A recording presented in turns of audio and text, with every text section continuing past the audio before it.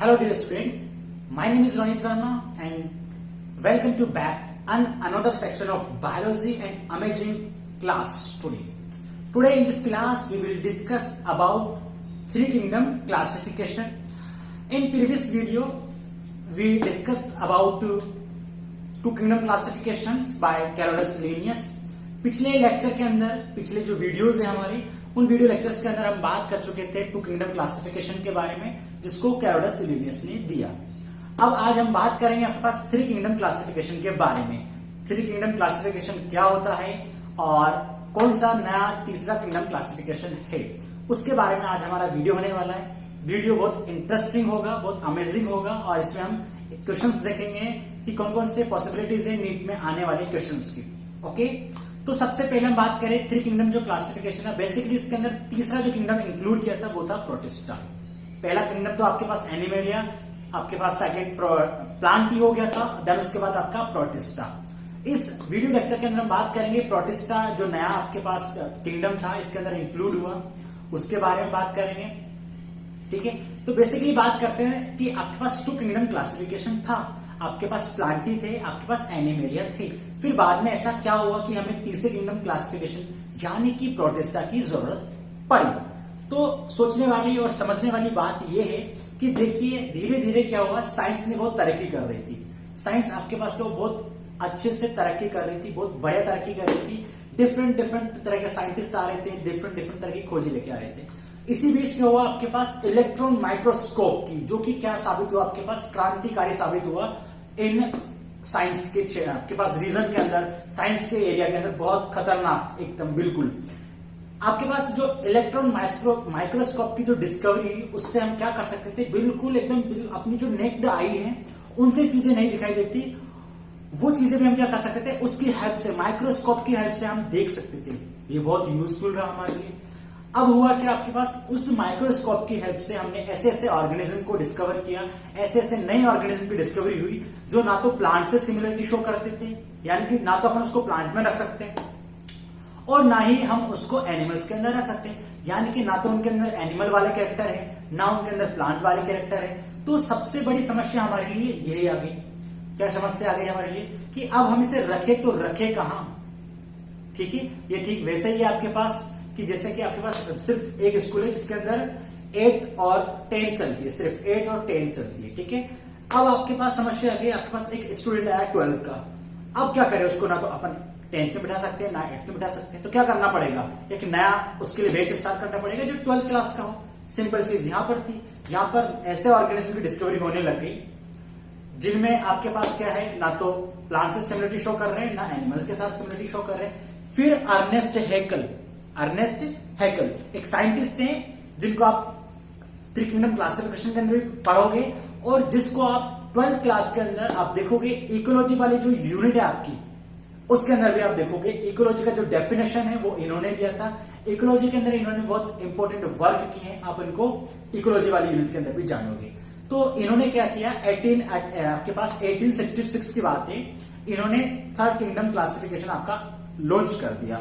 इन्होंने नया जो आपके पास ग्रुप या किंगडम जो लॉन्च किया वो था प्रोटिस्टा। तो बेसिकली आपके पास प्रोटिस्टा हो गया, अर्नेस्ट हैकल हो गया, 1866 के अंदर इन्होंने लॉन्च कर दिया। देखिए आपके पास, अब देखिए प्रोटिस्टा के अंदर इन्होंने क्या करा, ऐसे ऑर्गेनिज्म को रख दिया जो ना तो प्लांट से सिमिलरिटी शो करेंगे ना एनिमल के साथ सिमिलरिटी शो करेंगे। अब समझने वाली बात यहां पर कि आपके पास जो प्रोटिस्टा जो वर्ड है वो वर्ड किन्होंने दिया, आपके पास सी क्यूवियर ने। किसने दिया, सी क्यूवियर ने आपके प्रोटिस्टा वर्ड को दिया और इस प्रोटिस्टा वर्ड को एज अ किंगडम किन्होंने यूज किया, अर्नेस्ट हैकल ने, और इन्होंने अपना नया थ्री किंगडम क्लासिफिकेशन लॉन्च किया। पहला तो देखो आपके पास एनिमेलिया है, इसमें तो कुछ नहीं करना, इसके अंदर आपको ध्यान रखना सारे के सारे एनिमल्स आ जाएंगे और प्लांट के अंदर सारे के सारे प्लांट्स आ जाएंगे। ओके, तो आपको इनके अंदर तो अपन को स्टडी नहीं करनी, आपके 3rd 4th चैप्टर पूरा एनिमेलिया के बारे में, पूरा प्लांटिंग के बारे में वहां पर स्टडी करेंगे। प्रोटिस्टा को स्टडी करते हैं अपन देखते हैं कि इनमें क्या क्या बताया इन्होंने। तो प्रोटिस्टा के अंदर बेसिकली प्रोटिस्टा के अंदर आपके अर्नेस्ट हैकल ने क्या करा आपके पास कि इन्होंने आपके माइक्रो ऑर्गेनिज्म, प्रोटोजोन्स मतलब पैरामीशियम, अमीबा, इस तरह के ऑर्गेनिज्म, पोरीफेरा के अंदर साइकन्स हो गया, स्पंज हो गया, उनको और फंजाई को, एल्गीज को, ठीक है, यूकैरियोटिक ऑर्गेनिज्म, प्रोकैरियोटिक ऑर्गेनिज्म, उन सभी ऑर्गेनिज्म को इन्होंने क्या कर दिया आपके पास इनके अंदर रख दिया, प्रोटिस्टा के अंदर, ठीक है। तो ये आपके पास इंक्लूड कर दिया इन्होंने, एल्गी, पॉलीफेरा, प्रोटोजोवंस को रख दिया, फंजाई, यूकैरियोट्स, प्रोकैरियोट्स, इन सबको इन्होंने प्रोटिस्टा के अंदर रखा, ठीक है। तो ये तो बेसिक नॉलेज है, इसमें कोई आपको ज्यादा दिमाग दौड़ाने वाली बात तो है नहीं। दिमाग दौड़ाने वाली बात आपके पास यहाँ पर है, सोचने समझने वाली बात यहाँ पर है आपके पास। एक गोल्डन लाइन है आपके पास इस क्लासिफिकेशन से। गोल्डन लाइन क्या आपके पास, देखो this is the golden line. भाई गोल्डन लाइन क्या आपके पास कि प्रोटिस्टा का बेस क्या था। भाई देखो यूकैरियोटिक और प्रोकैरियोटिक तो बेस नहीं था, इनका मेनली बेस क्या था, इनका बेस ये था कि इन्होंने प्रोटिस्टा के अंदर ऐसे ऑर्गेनिज्म को रखा जिनमें क्या था आपके पास, सेल डिफरेंशिएशन नहीं था।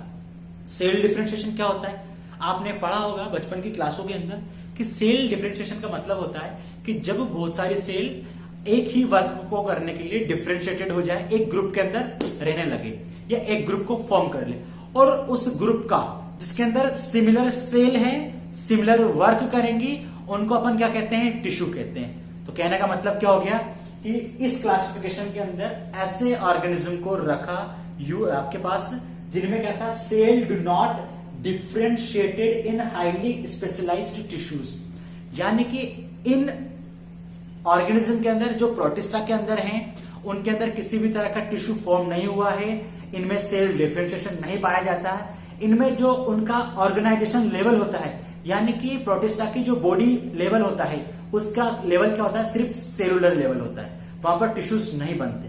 This is a golden line. Protista के अंदर क्या होता है आपके पास, टिश्यूज नहीं होते। इसके बेस पे इन्होंने सारे ऑर्गेनिज्म को एक ही जगह डाल दिया।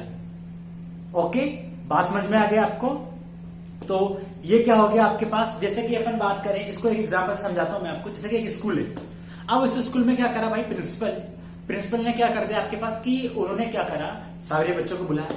अब उसमें लड़के लड़कियां सब हैं, तो उन्होंने क्या कर दिया आपके पास, उन्होंने सिर्फ एज के हिसाब से उन्होंने क्या करा आपके पास, जो 18 की एज वाले हैं उनको किसमें रख दिया, उन्होंने उन्होंने रखा कि भाई जो भी 18 की एज वाले हैं उनको अपन रखते हैं 11th क्लास के अंदर। ओके, अच्छी बात है। तो उन्होंने सारे बच्चे, अब उन्होंने क्या करा, सिर्फ क्या देखा, उन्होंने सिर्फ इस चीज पे ध्यान दिया कि 18 की एज होनी चाहिए। तो उन्होंने देखा सारे 18 की एज वाले आ गए उसमें, तो उन्होंने देखा 9th क्लास में भी कुछ ऐसे स्टूडेंट है जो 18 में है, कुछ आपके पास 12th क्लास में भी ऐसे स्टूडेंट है जो 18 में, तो उन्होंने सबको डाल दिया, जबकि उनकी क्लास तो डिफरेंट डिफरेंट होनी चाहिए थी ना। सेम चीज यहां पर इन्होंने कर दी।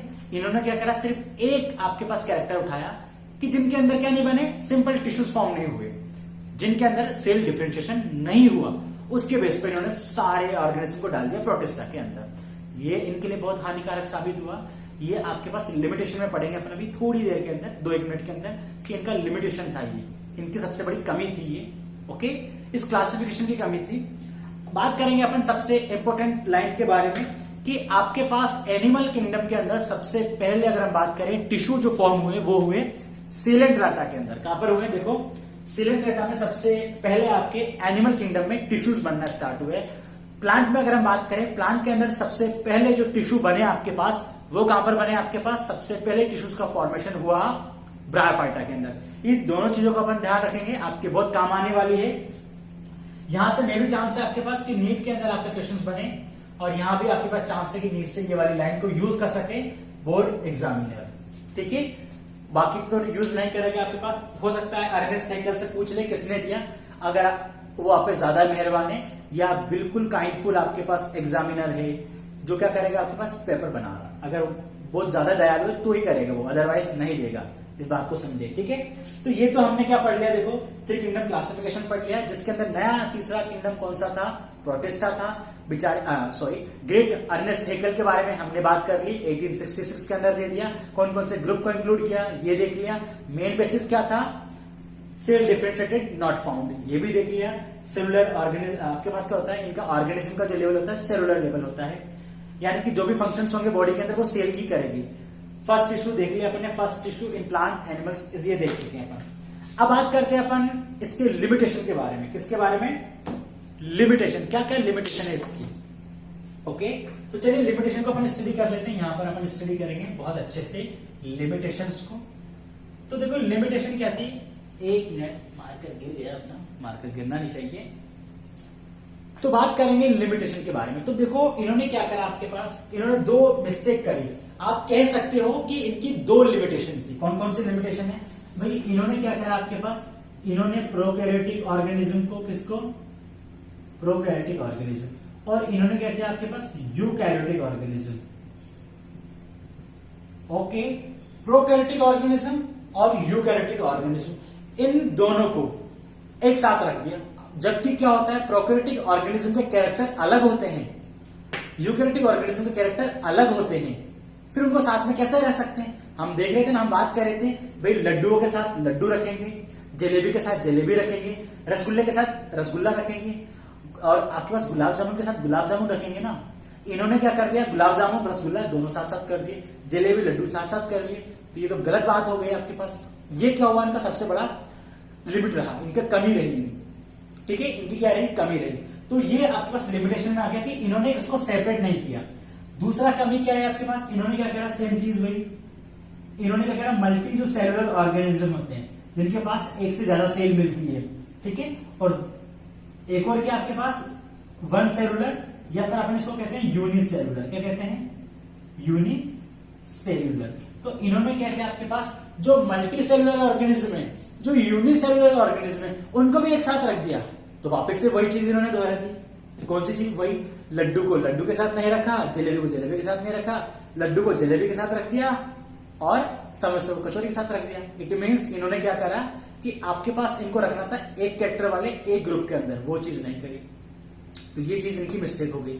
ये क्या नहीं थे आपके पास, इसमें अच्छा हलवाई नहीं। अच्छा हलवाई क्या करता है, अच्छा हलवाई हमेशा ये करता है, वो लड्डू को लड्डू की जगह रखेगा, जलेबी को जलेबी की जगह रखेगा, ठीक है। आपको क्या नहीं करना है, उसको मिक्स में नहीं करना, वरना ग्राहक आगे तो कंफ्यूज हो जाएगा ना। मांगे लड्डू जलेबी साथ में दे रहे हो आप, उसका तो कल्याण कर दोगे, भला कर दोगे इसका, तो ठीक है, बेचारा निराश होके फिर दूसरी दुकान पे जाएगा आपके पास, ठीक है भाई।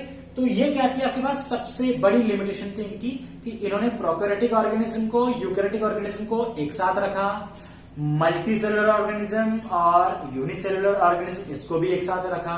तो ये सबसे बड़े डिसमेरिट थे इनकी, लिमिट थी, या हम कह सकते हैं कि थ्री किंगडम क्लासिफिकेशन की ये सबसे बड़ी कमी थी। बट फिर भी हमें क्या करना है, इनका शुक्रिया अदा करना है, थैंक यू करना है कि इन्होंने प्रोटेस्टा को तो लाए, इतनी बड़ी इन्होंने डिस्कवरी करी, इतना बड़ा इन्होंने आपके पास एक्सपेरिमेंट करा, इतना बड़ा इन्होंने काम किया, वर्क किया, और इकोलॉजी में तो बहुत ज्यादा वर्क किया इन्होंने। तो अर्नेस्ट हैकेल एक ग्रेट साइंटिस्ट है भाई, ओके। इनका हमको क्या करना है, थैंकफुल रहना हमेशा, because we are biology student, और हमें हर साइंटिस्ट का रिस्पेक्ट करना है, ओके। इनका भी करते हैं, सैल्यूट करते हैं इनको भी अपन, इनके काम के लिए। अगर वीडियो अच्छा लगे तो प्लीज वीडियो को क्या करेंगे आप, लाइक करेंगे। अगर आप चाहते हैं इस चैनल पे आपको इसी वे के अंदर बायोलॉजी की जितने भी प्रॉब्लम्स हैं, जितने भी टॉपिक्स हैं, जितने भी चैप्टर्स हैं कवर कराएं, जितने भी अच्छे अच्छे आपके टॉपिक्स हैं उनके सॉल्यूशन आपको दें, तो प्लीज चैनल को सब्सक्राइब करें। और अगर आपकी कोई भी डाउट्स हो, कोई भी क्वेश्चन हो, कोई भी क्वेरी हो, एनी टॉपिक, आप कमेंट सेक्शन में मेंशन कर सकते हैं। इस चैनल पे आके जरूर मैं आपका उसका रिप्लाई करूंगा, उसका सॉल्यूशन आपको दूंगा, आपको उसके आंसर से सेटिस्फेक्शन आपको मिलेगा। सेटिस्फेक्शन बहुत जरूरी है बायोलॉजी के अंदर, वो आपको दिया जाएगा। मिलेंगे नेक्स्ट वीडियो में, जिसमें हम बात करेंगे फोर किंगडम क्लासिफिकेशन के बारे में।